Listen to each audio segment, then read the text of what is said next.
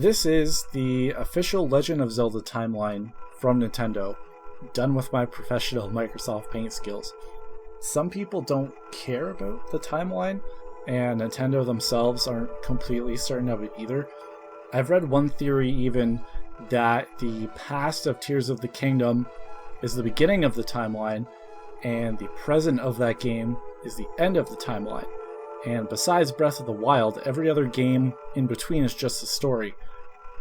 But if that were true, I feel like it would just disrespect the previous titles, basically saying they didn't matter. As a longtime series fan with an overthinking problem, I love trying to figure out how all this works and makes sense in the grand scheme of things. The timeline starts with Skyward Sword, Minish Cap, 4 swords, and then during Ocarina of Time, the timeline splits into 3. In the adult timeline, we have Wind Waker, Phantom Hourglass, and Spirit Tracks.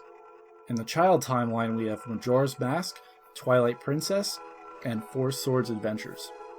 And in the Downfall timeline, we have Link to the Past, Oracle of Ages, Oracle of Seasons, Link's Awakening, Link Between Worlds, Triforce Heroes, Zelda 1, and Zelda 2: The Adventure of Link. We know Breath of the Wild takes place far ahead of the timeline, but we don't know what timeline it's a part of because it features elements from and makes references to all 3 timelines. Obviously, Tears of the Kingdom takes place after Breath of the Wild, but its past events that we learn from Zelda's memories take place in the past, seemingly still far ahead of all the other games before. In this video, I would like to suggest that Ocarina of Time creates what's called a Dragon Break, and Tears of the Kingdom ends it. What is a Dragon Break? A Dragon Break is a term used in the Elder Scrolls universe. The definition from the Elder Scrolls Wiki defines it as a temporal phenomenon that involves a splitting of the natural timeline, which results in branching parallel realities where the same events occur differently or not at all. At the end of a Dragon Break, the timeline reconnects, making all possibilities and outcomes truth, though contradictory to each other. In 1996, Bethesda Softworks created a PC game called The Elder Scrolls II: Daggerfall, and at the end of the game, the player had a choice of 6 possible endings. Bethesda wanted the player to have freedom of choice, so they created this idea of a Dragon Break, so the player could pick whatever ending they wanted, and it would be canon because the other 5 choices would also occur as well. And then afterwards, the timeline reconnected into one where it became a mashup of all 6 endings. Obviously, The Elder Scrolls and The Legend of Zelda are 2 different game franchises, but the concept of a Dragon Break would solve the issue of the 3 separate timelines and explain why Breath of the Wild and Tears of the Kingdom have elements from all 3. All 3 timelines happen at the same time, and at the end of the Dragon Break, all 3 converge back into one, which becomes a mashup of everything. If we are going with this theory, we have to determine when and why the Dragon Break begins, and when and why it ends. Now, we already know when it begins. It begins during Ocarina of Time, since that is when the timeline split happens. But why does it happen? Here is a diagram of how the timeline splits in Ocarina of Time. Near the start of the game, as a child, Link meets Zelda at Hyrule Castle. At the end of the game, Link defeats Ganondorf and seals him with the help of the sages. Zelda sends Link back in time to just before they met as children so he can relive his childhood. But Link as a child still meets with Zelda in the past, but because of his knowledge of the future, he warns her of Ganondorf, and everything that happened after their first meeting is prevented. So adult timeline Link gets the spiritual stones, gets the Master Sword, awakens the sages, defeats Ganondorf, and is sent back in time. Child timeline, Link warns Zelda of Ganondorf's plan, and he is stopped. In other time travel fiction, usually getting sent back in time and doing things differently would prevent the future you know from happening, because the events leading up to that future would now never have happened. I did some research to find a logical reason why the adult timeline could continue to exist even after Link changed the past and disappeared from the timeline, which we know from Wind Waker. And I found a Reddit thread I'll link in the description where one comment gives a plausible answer. This user, who unfortunately deleted their account, says that even though Link is sent back in time and disappears from the adult timeline after defeating Ganondorf, the adult timeline must still exist because of causality, which is the relationship between cause and effect, or the principle that everything has a cause. How does that apply here? If you look at the diagram, if the adult timeline never happens, then Link never learns of Ganondorf's plans and can't warn Zelda. That would create a paradox, because if Link never learns of Ganondorf's plans, he can't warn Zelda, so the events of the adult timeline would just happen anyway, and we'd be back to what happens in Ocarina of Time. The adult timeline is the reason the child timeline exists. No adult timeline, no child timeline. If it's still not making a lot of sense, just look at the diagram. The purple line represents Link's journey from start to finish of Ocarina of Time. For him to reach the end, he has to travel through the adult timeline. If there was no adult timeline, then the purple line would stop when Child Link meets Zelda. Up until now, explaining the child and adult timelines has been more factual and what actually happens in Ocarina of Time, but now we're going to get into more of my own theories of why there is a downfall timeline and why there is a dragon break. Why is there a downfall timeline? The player can get a game over and fail the quest, so to speak, in every other Zelda title, so why is Ocarina the only one where that causes a timeline split? I believe it's because of the Triforce. The Triforce consists of 3 pieces: the Triforce of Power, Triforce of Courage, and Triforce of Wisdom. When I was figuring out the timeline split, I noticed that each timeline actually represents a different piece of the Triforce. To be fair, I'm not the first person to realize this, I'm just one of many people who saw it. The Triforce of Power represents Ganondorf winning, the Triforce of Courage represents Link winning, and the Triforce of Wisdom represents Link warning Zelda in the past with the knowledge and wisdom he learned during the events of Ocarina of Time. If the child and adult timelines were created, and each represents one piece of the Triforce, then a third timeline, the downfall timeline, must exist to complete the Triforce. You can also kind of explain this with real-world physics using quantum superposition, which is the idea that a system is in all possible states at the same time until it is measured. Perfect example of this is Schrodinger's cat. A cat is placed in a box with poison and closed. As long as the box is closed, you have no idea if the cat is alive or ate the poison and died. So you could say that the cat is actually both alive and dead at the same time until you open the box and find out. Technically, Schrodinger used this experiment to disprove superposition because obviously the cat can't be both alive and dead at the same time, but it makes it easier to understand. If you look at Ocarina of Time as the box, and the timeline is the cat, each outcome of the final battle with Ganon is a different state of the timeline. Link beats Ganondorf, Ganondorf beats Link, or there is no battle at all. I don't think a tie would be a possibility because in such a climactic fight like that, there kind of has to be a winner. But if we say that quantum superposition occurs because of the timeline split in Ocarina of Time, then there must be 3 timelines, as there are 3 outcomes with the fight with Ganondorf. And if we know that one timeline is from Link defeating Ganondorf, and another timeline is from the fight not happening at all, then the final third timeline must be from Ganondorf defeating Link, as that timeline has not been represented. Triforce explanation does make more sense and it fits more with the lore of the series, but I saw a similarity with superposition, I just wanted to throw it in. Now you might be thinking, well, how do you open the box? How do you open Ocarina of Time and see what timeline is true? This is where the idea of the dragon break comes back into play. My argument is that while there's 3 timelines that theoretically exist at the same time, when you open the box, the dragon break allows all 3 to actually exist at the same time. Opening the box would be Tears of the Kingdom, specifically when Zelda appears in the past.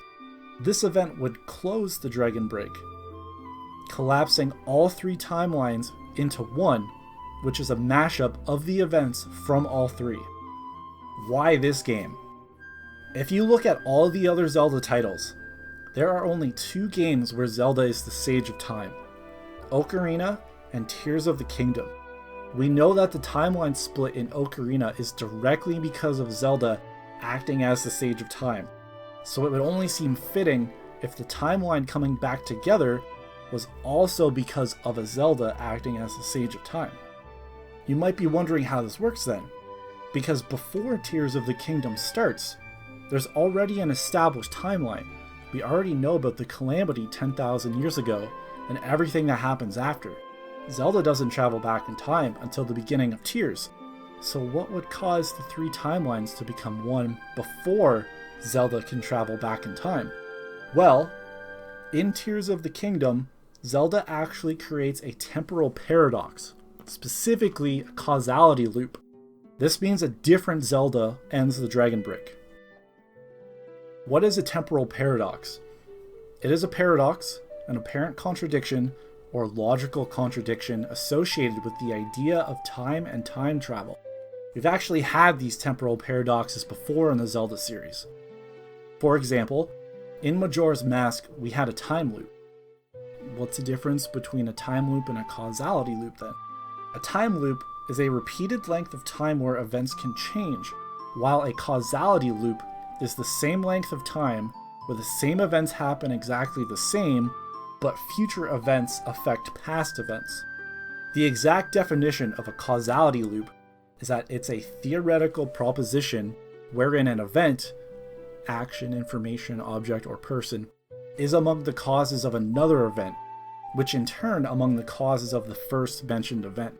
Such causally looped events then exist in space-time, but their origin cannot be determined. If we look at the timeline chronologically, Zelda appears in the past first. The imprisoning war happens, Zelda turns into the Light Dragon to heal the Master Sword, tens of thousands of years go by, the calamity happens, it's ended by the Sheikah, we get 10,000 years, Zelda's born, calamity happens again, Zelda seals Calamity Ganon, and then we get another 100 years, Link and Zelda defeat Calamity Ganon for good, before Zelda and Link find Ganondorf, he becomes free, and that leads to Zelda going back in time. Later on, Link pulls the Master Sword from the Light Dragon, and eventually the Light Dragon turns back into Zelda. Zelda arrives in the past and becomes the Light Dragon, which happens before Zelda is sent back in time from the future. If Zelda doesn't go back in time, then she never becomes the Light Dragon, and there would be no Light Dragon in the future to help Link. This does create a problem though, as the Light Dragon exists at the same time as Zelda during Breath of the Wild and the intro to Tears of the Kingdom. So how can we have two Zeldas at once? There's actually two different Zeldas. If you take a look at this diagram, let's look at Blue Zelda, for example. Blue Zelda is born before Breath of the Wild. She seals Calamity Ganon for 100 years and is released towards the end of the game. In the beginning of Tears of the Kingdom, she is sent back in time. During Blue Zelda's existence, there was also another Zelda existing as the Light Dragon. This Purple Zelda is from a parallel timeline. You'll notice Purple Zelda already traveled back in time and became the Light Dragon. After Blue Zelda disappears, we are left with Purple Zelda as the Light Dragon. And this is the one we get the Master Sword from, and who gets turned back into a human at the end of the game. The Master Sword also has a similar story, as there's actually two at the start of the game as well. The one Link has, and the one the Light Dragon has. Purple Zelda, traveling back in time, ends the Dragon Break for Blue Zelda's timeline. Blue Zelda, traveling back in time, ends the Dragon Break for Red Zelda's timeline. Blue Zelda goes through the events of the past and becomes the Light Dragon for Red Zelda's timeline. This cycle repeats over forever, and there's no definitive beginning or end. This is why it's a causality loop. Which Zelda came first? Blue Zelda can't have been the original one to go back in time, as there was already Purple Zelda in the form of the Light Dragon existing at the same time as her. But Purple Zelda can't have been the original, because there would have also been another Zelda in the form of the Light Dragon existing before she went back in time too. There's no clear first or last Zelda. It's a continuous loop of time travel that goes on indefinitely. Surprisingly, you've already seen a causality loop like this in the Zelda franchise before. The same thing happens with the Song of Storms in Ocarina of Time. It's a continuous cycle of, did Link teach the song to the windmill guy first, or the windmill guy teach Link first? I was planning on explaining it in more detail, but after rehearsing it a few times, I thought it'd be better if I didn't confuse people even more. But if you'd like an explanation, I could do a separate video or explain it in the comments, but it's the same idea as what Zelda goes through in Tears of the Kingdom. Anyway, how does Zelda going back to the past and creating a causality loop end the Dragon Break and bring the timelines back together? My argument is that Zelda, as the Sage of Time, has the power to make time and reality unstable. That is how she had the power to split the timeline in Ocarina. She didn't intend to, but it was a consequence of her actions. That power would also be how she can bring all three timelines back together in Tears of the Kingdom, even if it's unintentional.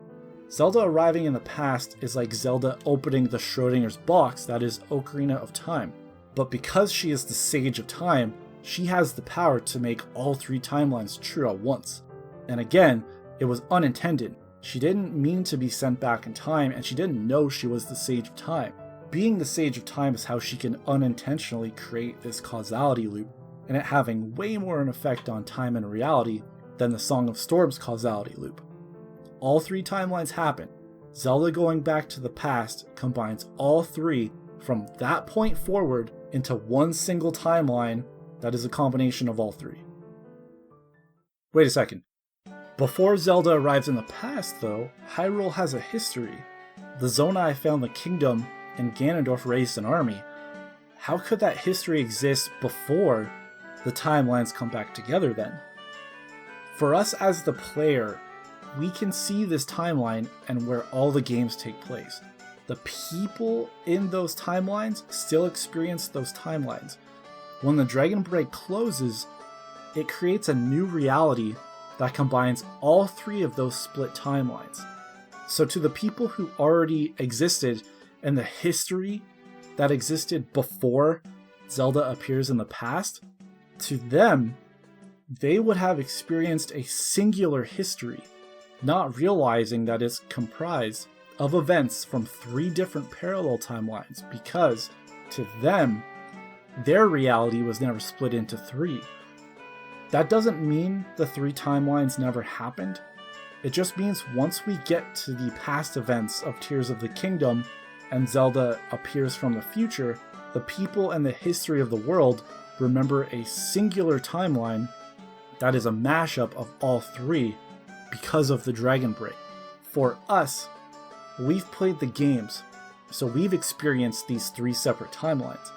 But once the Dragon Break closes, if we were there and we looked back to the past, we would only see one combined timeline that we never took part of between Ocarina and Tears of the Kingdom. So, in conclusion, Tears of the Kingdom fixes the Zelda timeline by combining the three split ones back together into one. I don't know if you want to call it the Dragon Break theory or the Triforce Break theory or whatever, but I hope I explained everything well enough to understand what I'm trying to say. But if you're still confused, let me know. I'll try to explain it differently in the comments. Also, let me know if you agree or disagree, or if I forgot something or made a mistake, or you think I'm just an idiot. That's fine too. The point of my videos is just to get my ideas out into the world and to let people say what they think. So any comments greatly appreciated. Thanks for watching, and I hope you enjoyed it.